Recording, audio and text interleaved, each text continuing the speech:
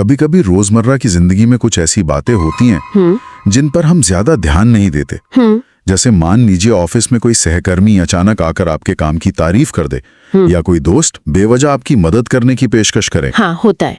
हम बस शुक्रिया कहकर आगे बढ़ जाते हैं, लेकिन क्या कभी ये सोचा है कि इन छोटे छोटे अच्छे लगने वाले व्यवहारों के पीछे असली वजह क्या हो सकती है? और ये सवाल जितना सीधा लगता है ना, इसका जवाब उतना ही उलझा हुआ है। आज हम इसी गुत्थी को सुलझाने की कोशिश करेंगे कि इंसान और शायद हर सामाजिक प्राणी अपने असली इरादों को खुद से और दूसरों से क्यों छुपाता है। बिल्कुल, हम जो करते हैं वो हम असल में क्यों करते हैं। एग्जैक्टली। और इस गहरे सवाल की पड़ताल के लिए हमारे पास एक बहुत ही अनोखा जरिया है। ये कोई मनोविज्ञान की किताब नहीं है। अच्छा। आज का हमारा मिशन है इस अध्याय के जरिए ये समझना कि हमारे सामाजिक व्यवहारों के पीछे छिपे हुए मकसद क्या हैं और इस समझ से हमारे रिश्तों पर क्या असर पड़ सकता है। ठीक है, तो चलिए इसे खोलना शुरू करते हैं। ये रास्ता वाकई दिलचस्प है, क्योंकि कभी-कभी किसी जटिल चीज को समझने के लिए हमें उसकी सबसे सरल अवस्था को देखना पड़ता है। सही बात है। और जानवरों का सामाजिक व्यवहार हमें इंसानी बर्ताव की बुनियाद दिखा सकता है। आज हम दो खास उदाहरणों पर गौर करेंगे। एक तो है बंदरों की दुनिया की सोशल ग्रूमिंग, ओके। और दूसरा है अरेबियन बैबलर नाम के पक्षियों की हैरान करने वाली मददगारी। चलिए बंदरों से ही शुरू करते हैं। स्रोत बताता है कि प्राइमेट्स यानी बंदरों की प्रजाति के जानवर एक दूसरे के बाल संवारते हैं, कीड़े निकालते हैं। हाँ, जिसे सोशल ग्रूमिंग कहते हैं। बिल्कुल। तो पहली नजर में तो ये बस साफ सफाई का काम लगता है, एक दूसरे को साफ रखने का एक तरीका। इसमें और क्या हो सकता है? हाँ, सतह पर तो यही लगता है, लेकिन जब वैज्ञानिकों ने इस पर गहराई से गौर किया तो कुछ अजीब बातें सामने आईं। जैसे कि? स्रोत के हिसाब से पहली बात तो ये कि प्राइमेट्स साफ सफाई की जरूरत से कई ज्यादा ग्रूमिंग करते हैं। अच्छा। और दूसरा, वो जितना समय खुद को साफ करने में लगाते हैं उससे कई ज्यादा समय दूसरों की ग्रूमिंग में बिताते हैं। ये तो अजीब है। अगर मकसद सिर्फ सफाई है तो जरूरत से ज्यादा क्यों करना और खुद से ज्यादा दूसरों पर ध्यान क्यों देना? बिल्कुल। और सबसे दिलचस्प बात, ग्रूमिंग में लगने वाला समय जानवर के शरीर के आकार पर निर्भर नहीं करता। मतलब अगर ये सिर्फ सफाई होती तो बड़े जानवर को साफ करने में ज्यादा समय लगना चाहिए था, पर ऐसा होता नहीं है। ओह, तो जाहिर है यहाँ कुछ और ही चल रहा है। ये सिर्फ स्वच्छता अभियान नहीं है। बिल्कुल नहीं। तो फिर ये है क्या? अगर ये सफाई नहीं है तो बंदर अपना इतना कीमती समय इस काम में क्यों लगा रहे हैं? ये तो एक तरह से राजनीति जैसी लग रही है। आपने बिल्कुल सही शब्द पकड़ा। सच में? राजनीति। हाँ। प्राइमेटोलॉजिस्ट रॉबिन डंबर के शोध के अनुसार इसका असली उद्देश्य राजनीतिक ही है। अच्छा।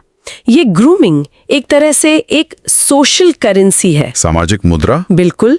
गठबंधन बनाने का, विश्वास कायम करने का और सामाजिक रिश्ते मजबूत करने का एक जरिया। मतलब ये सिर्फ कीड़े निकालना नहीं है? नहीं। जब एक बंदर दूसरे की ग्रूमिंग करता है तो वो एक तरह से कह रहा है, मैं तुम्हारा दोस्त हूँ, मैं तुम्हारे साथ हूँ। अच्छा, तो ये एक तरह का सामाजिक निवेश है। मैं तुम्हारी मदद करूंगा, तुम मेरी करना। लेकिन स्रोत में एक और बात लिखी है जो इसे और भी पेचीदा बना देती है। वहां लिखा है कि समूह में ऊंचे पद वाले सदस्यों को निचले पद वालों से ज्यादा ग्रूमिंग मिलती है। इसका क्या मतलब हुआ? इसका मतलब ये है कि ये सिर्फ बराबरी का लेन देन नहीं है, ये सामाजिक हैसियत का खेल भी है। हैसियत का खेल। हाँ, ऊंचे पद वाले बंदर यानी समूह के बॉस को हर कोई खुश रखना चाहता है, उसके साथ गठबंधन बनाना चाहता है। ओह। इसलिए सब उसकी ग्रूमिंग करने में लगे रहते हैं। ये सम्मान दिखाने और क्या कहते हैं उसका पक्ष हासिल करने का एक तरीका है। ये बात तो बहुत कुछ सोचने पे मजबूर कर रही है, लेकिन क्या हम जानवरों के इस व्यवहार को इंसानों पर इतनी आसानी से लागू कर सकते हैं? अच्छा सवाल है। मतलब जब मेरा कोई सहकर्मी मेरे प्रेजेंटेशन की तारीफ करता है तो क्या वो सच में अच्छा नहीं सोच रहा बल्कि अनजाने में कोई सामाजिक डील कर रहा है? ये तो बहुत निंदक सोच लगती है। बिल्कुल। और यहीं पर यह समझ गहरी हो जाती है। इसका मतलब ये नहीं कि तारीफ झूठी है या मदद सच्ची नहीं है। तो फिर? इसका मतलब है कि हमारी दोस्ती और आपसी सहयोग की भावना भी विकासवाद की ही देन है। हम गठबंधन बनाने के लिए ही बने हैं। हाँ। वो तारीफ सच्ची हो सकती है और साथ ही वो उस गठबंधन को मजबूत करने का एक जैविक तरीका भी हो सकती है। दोनों बातें एक साथ सच है। अच्छा। इंसान एक दूसरे के बाल साफ नहीं करते, लेकिन हम तारीफ, छोटी छोटी मदद, तोहफे और साथ में बैठकर चाय पीने जैसी चीजों से ठीक वही काम कर रहे होते हैं। हाँ, ठीक वही काम कर रहे होते हैं। सामाजिक रिश्ते बना और मजबूत कर रहे होते हैं। अच्छा, तो इसका मतलब ये हुआ कि जो भावना हमें सच्ची और निस्वार्थ लगती है, उसके पीछे भी एक गहरा अवचेतन उद्देश्य काम कर रहा होता है। बिल्कुल। ये गठबंधन बनाने वाली बात तो समझ आती है, लेकिन स्रोत में एक और उदाहरण है जो इससे भी एक कदम आगे जाता है, जहां मदद करना लगभग एक दिखावा बन जाता है। हाँ, मैं उन अरेबियन बैबलर पक्षियों की बात कर रहा हूँ। हाँ, ये उदाहरण तो और भी ज्यादा हैरान करने वाला है। अरेबियन बैबलर पक्षी समूहों में रहते हैं और स्रोत बताता है कि वे एक दूसरे की बहुत मदद करते हैं, खाना साझा करते हैं, पहरा देते हैं ताकि कोई शिकारी ना आ जाए। पहली नजर में तो ये शुद्ध परोपकारिता लगता है, एक आदर्श टीम वर्क का बेहतरीन उदाहरण लगता तो है, लेकिन अब तक की बातचीत से मैं अंदाजा लगा सकता हूँ कि यहाँ भी कहानी इतनी सीधी नहीं होगी। बिल्कुल नहीं। स्रोत खुलासा करता है कि ये व्यवहार असल में प्रतिस्पर्धी परोपकारिता है। प्रतिस्पर्धी परोपकारिता? हाँ, मतलब कम्पेटिटिव एल्ट्रुइज्म। हाँ, ये पक्षी दूसरों की मदद करने के मौके के लिए एक दूसरे से होड़ करते हैं। सोचिए, मदद करने के लिए लड़ाई हो रही है। क्या? एक पक्षी दूसरे को खाना देने की कोशिश करता है और दूसरा उसे लेने से मना कर सकता है। कभी कभी वो सचमुच एक दूसरे के मुंह में खाना ठूसने की कोशिश करते हैं। एक मिनट, मदद करने के लिए होड़? ये तो बिल्कुल ही अजीब है। बंदरों वाले उदाहरण में तो कम से कम एक आपसी लेन देन था, मैं तुम्हारी सफाई करूं तुम मेरी करो। यहाँ तो बस दिखाने की होड़ है। ऐसा क्यों? इससे उन्हें क्या फायदा होता है? फायदा सीधा उनके रुतबे और अस्तित्व से जुड़ा है। रुतबे से? हाँ, जो पक्षी समूह में सबसे ज्यादा मददगार और निस्वार्थ दिखता है, उसकी प्रतिष्ठा बढ़ जाती है, वो सामाजिक सीढ़ी पर ऊपर चढ़ जाता है। तो ये अपनी सामाजिक हैसियत का प्रदर्शन है। बिल्कुल। और ऊंचे पद वाले बैबलर्स को प्रजनन के ज्यादा अवसर मिलते हैं और उन्हें समूह से निकाले जाने का खतरा भी कम हो जाता है। अरे, ये प्रकृति का employee of the month award जीतने जैसा है, बस यहाँ बोनस कुछ और ही है। अरे वाह, ये सुनते सुनते मुझे ऑफिस की वो मीटिंग याद आ गई जहां दो लोग एक मुश्किल प्रोजेक्ट लेने के लिए एक दूसरे से होड़ कर रहे थे। हाँ। हम सबने सोचा है कि वे कितने समर्पित हैं, लेकिन अब मुझे लग रहा है कि शायद वहां भी बैबलर पक्षियों वाला खेल चल रहा था। बिल्कुल मुमकिन है। वे सिर्फ काम नहीं करना चाहते थे, बल्कि ये दिखाना चाहते थे कि सबसे ज्यादा समर्पित मैं हूं। ये एक बेहतरीन तुलना है। इंसानी दुनिया में भी ऐसा ही होता है। सार्वजनिक रूप से दिया गया बड़ा दान, सोशल मीडिया पर किसी मुद्दे के लिए जोर शोर से आवाज उठाना, या ऑफिस में हमेशा सबसे मुश्किल काम के लिए आगे आना। बनाने की एक छिपी हुई इच्छा हो सकती है। जरूरी नहीं कि ये जानबूझकर या चालाकी से किया जाए। समाज में एक अच्छा और मददगार इंसान कहलाने की इच्छा, सम्मान पाने की इच्छा, ये सब गहरे जैविक आवेग हो सकते हैं।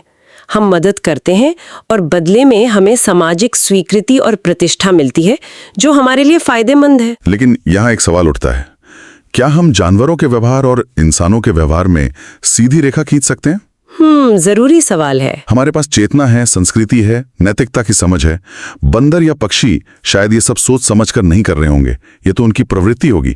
क्या ये तुलना थोड़ी ज्यादा सरल नहीं होगी? ये एक बहुत जरूरी सवाल है और स्रोत भी यही सावधानी बरतने को कहता है।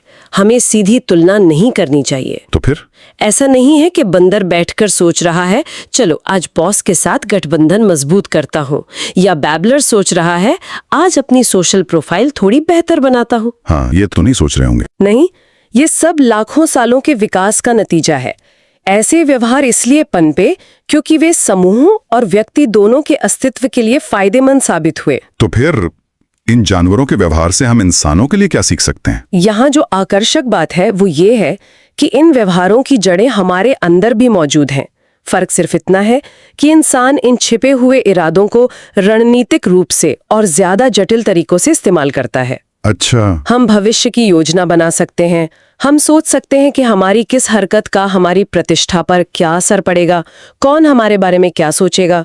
हमारी चेतना और संस्कृति ने इन बुनियादी प्रवृत्तियों को और भी जटिल बना दिया है, उन्हें खत्म नहीं किया है। मतलब ये समझना कि हमारे अंदर भी एक अंदरूनी प्राइमेट या अंदरूनी बबलर है जो सामाजिक दुनिया में अपनी जगह बनाने की कोशिश कर रहा है। बिल्कुल।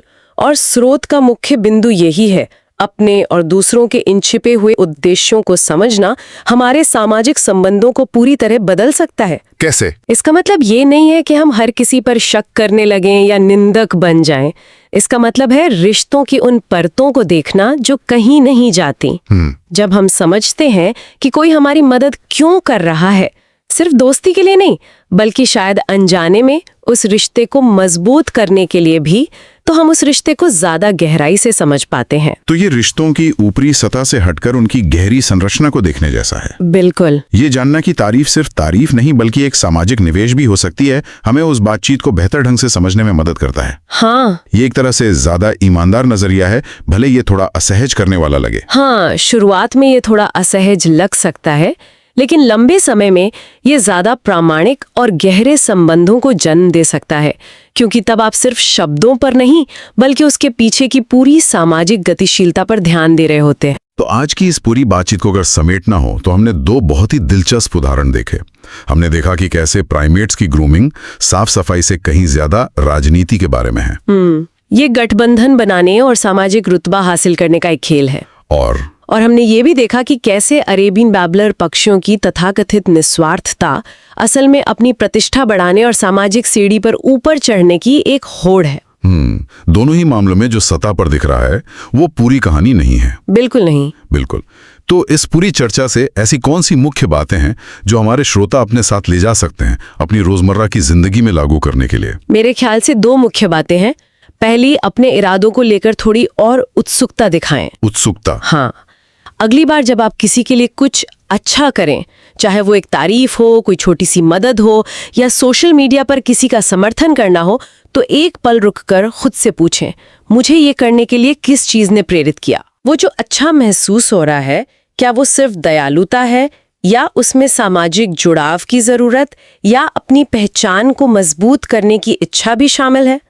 ये आत्मविश्लेषण का एक बहुत शक्तिशाली तरीका हो सकता है। ये खुद को बेहतर समझने जैसा है, बिना खुद को जज किए। बिल्कुल। और दूसरी बात क्या होगी? दूसरी बात है सतह के पार देखने की कोशिश करें।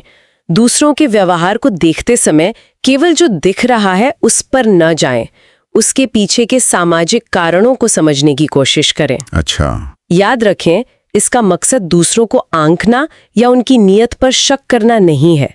इसका मकसद रिश्तों की एक गहरी, ज्यादा सच्ची और आरोपिक समझ बनाना है। ये समझने के लिए कि हम सब सामाजिक प्राणी हैं और हमारे बहुत से काम इसी सामाजिक ताने बाने से जुड़े होते हैं। ये एक तरह से लोगों के व्यवहार को व्यक्तिगत रूप से लेने के बजाय उसे एक बड़े सामाजिक खेल के हिस्से के रूप में देखना है। बहुत खूब।